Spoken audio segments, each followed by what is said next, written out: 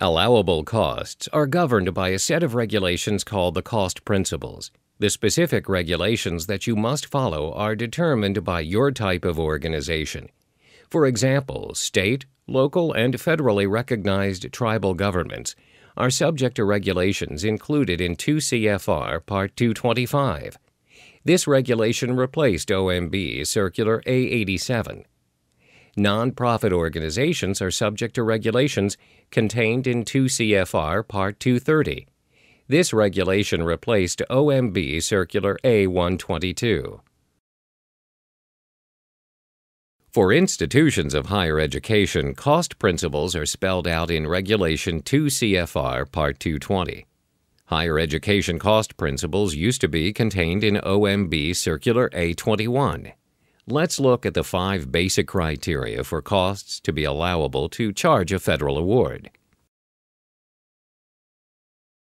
First of all, for costs to be allowable, they must pass the hurdle of being reasonable. Reasonable costs are necessary for the appropriate and efficient performance and administration of the federal award. Reasonable costs are typically judged by what a prudent person would do given the circumstances when the decision was made. Secondly, the costs must be allocable to the award. Allocable means the costs are consistent with the relative benefit received by the federal program. Next, costs must not be limited or excluded by federal cost principles regulations. For state and local governments, the spending must be authorized or, at a minimum, not prohibited by state or local laws and regulations.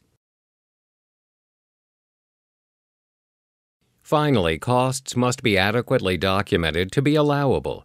The federal government wants to be able to look back at the documentation and ensure the grant funds were spent on the types of things that were authorized in the award. Without adequate documentation, the spending could be disallowed and the grant recipient may have to pay back the money. The concept of allowability applies to both direct and indirect costs. The federal government requires the grant recipient to demonstrate that policies are applied uniformly to all activities, not just federal awards. Costs can't be unfairly weighted to the federal award, nor can the classification of costs between direct and indirect categories be arbitrary.